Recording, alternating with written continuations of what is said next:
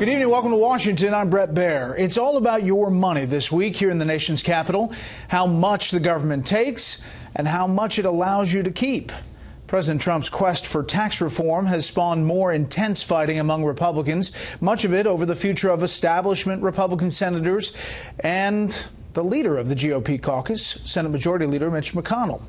President Trump and Senator McConnell sought to smooth things over lunch today, and afterwards, an impromptu Rose Garden news conference chock full of news. Chief White House correspondent John Roberts was at that news conference, a unique one. Good evening, John. It certainly was unique, no question about that, Brett. You know, it started off as an off-the-record lunch for the president and the Senate Majority Leader to talk about the legislative road ahead. In the end, it became a very public airing of all manner of laundry. Not long ago, President Trump said he was disappointed with Mitch McConnell. That was after McConnell accused the president of having excessive expectations for what's possible in Congress. Today, it was a kumbaya moment. We've been friends for a long time. We're probably now, I think, at least as far as I'm concerned, closer than ever before.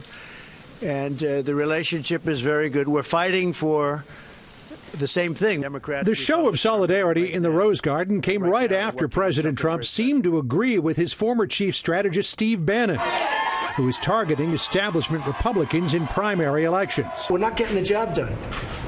And I'm not going to blame myself, I'll be honest. They are not getting the job done. And I can understand where Steve Bannon's coming from. Standing side by side with McConnell, President Trump said, well, maybe Bannon is painting with too broad a brush. Some of the people that he may be looking at, I'm going to see if we talk him out of that, because, frankly, they're great people. McConnell pointed to infamous Republican candidates of elections past, Richard Murdoch, Sharon Engel, Christine O'Donnell, and Todd Akin, as examples of why his candidate strategy just might be better than Bannon's. My goal as the leader of the Republican Party in the Senate is to keep us in the majority. The way you do that is not complicated. You have to nominate people who can actually win, because winners make policy and losers go home. McConnell had been at the White House for lunch with the president to go over the fall agenda. The prime topic, tax reform. The president and the Speaker of the House want to get it done this year. McConnell has only promised to do it in this Congress. Today, McConnell walked that timetable forward. Mr. President, would you be okay if tax reform were not passed until next year as opposed to this year? Well, I would like to see it be done this year, John. I would like very much to see it be done this year. The goal is to get it done this calendar year. But it is important to remember that Obama signed Obamacare in March of year 2. Obama signed Dodd-Frank in July of year 2.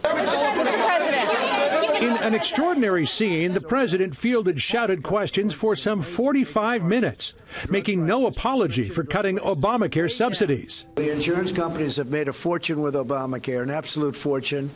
As you know, what I did with the cuts at the end, which were all going, you're talking about hundreds of millions of dollars a month going right into the pockets of the insurance companies. And I'm very happy with what I did. In a flurry of questions and answers, the president said he will consider whether it's appropriate to travel to the demilitarized zone in his upcoming visit to South Korea, that he will meet with Alabama Senate candidate Roy Moore next week to talk about Moore's views, that Cuban officials knew about the sonic attacks on U.S. diplomats, and that Hillary Clinton is wrong for saying that NFL players taking a knee during the anthem is not disrespectful. If Hillary Clinton actually made the statement that, in a form, sitting down during the playing of our great national anthem is not disrespectful, then I fully understand why she didn't win.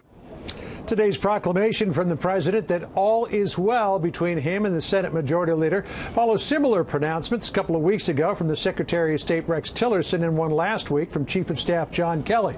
The difference this time, the president was refuting his own criticisms of Leader McConnell rather than shooting down an anonymously sourced news report. Brett? John Roberts live on the North Lawn. John, thanks.